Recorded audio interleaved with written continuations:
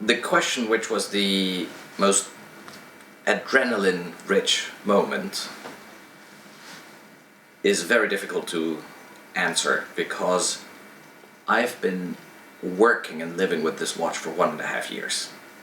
And at every moment of the project there was adrenaline involved. The first time I heard about it, the first time I touched it, the first time I shook the hands with James Cox, who had it for a quarter of a century.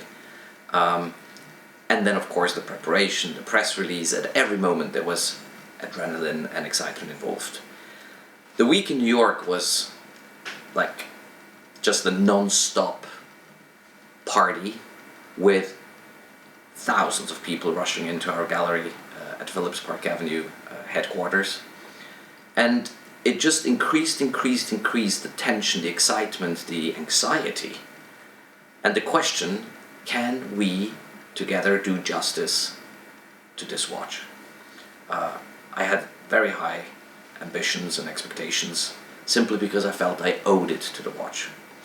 And it's not a secret, who knows me, I was sleeping maybe 2, 3, 4 hours the days before the auction.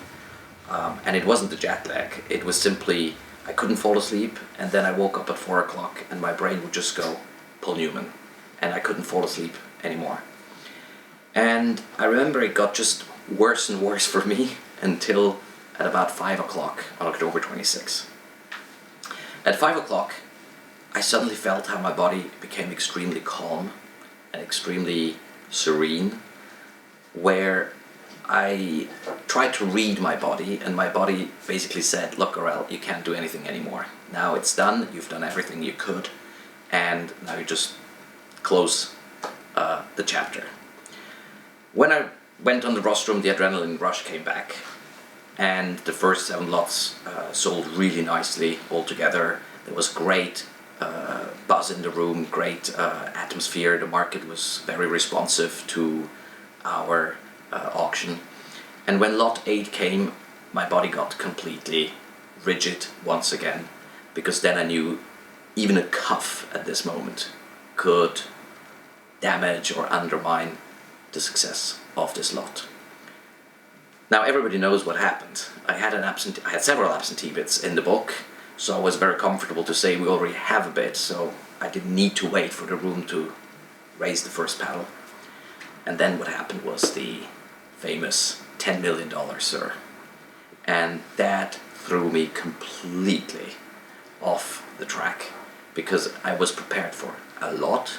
I was prepared that the room may not react. I was prepared that it would just go for 30 minutes. That was the only thing I didn't expect. Who watched the movie, the video, the filming, and who knows me, saw in my face true astonishment. And on one hand I thought to myself, did I really hear that number? And I was thinking, what am I doing next? Am I going to just take it and pretend that was normal? How would the room react? Would it just kill the buzz? And that was it, first and last bid. And the one thing I realized, of course, is that with that bid already we've broken every world record for a wristwatch, for a Rolex, and it would be a fantastic result. But in those, 30 or 60 seconds, in my brain, everything played forward and backward, every scenario. So I tried to gain time. My heart was beating, you cannot imagine. It was just, I thought that you would hear it on the micro here. And thankfully, very quickly, Natalie joined the bidding, going very graciously, $11 million, sir. And from then on, again, my body got very calm, and I knew from now on it was just collecting extra dollars for Nels Foundation, for the watch market, for Philips, for the world. It's an extremely good question when you ask, what did we actually sell? A watch, a Rolex, a Daytona, or a piece of Paul Newman and John Woodward? Of course, all of it is the answer. Truth is that since I'm really involved since 30 plus years into vintage watches, to me a watch was never an object. To me, a watch is as emotional, as much a piece of history, a piece of art, like a beautiful vintage Ferrari, a great painting, a fine bottle of wine. It's something that mankind has created, and with time it has become culture, heritage.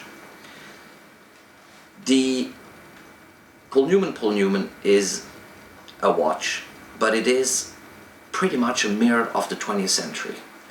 It involves engineering, it involves Hollywood, it involves charity, it involves entrepreneurship, it involves aesthetics, design.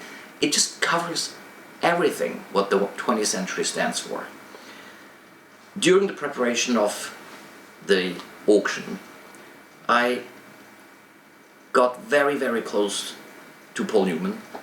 Now you will say, wait a second, I say the late Paul Newman, but close in the sense I've met friends, I've met family members, people who really knew Paul Newman very well, and it's been one of the most beautiful moments for me when I really realized, I felt I realized, that I got to know Paul Newman during those 1.5 years.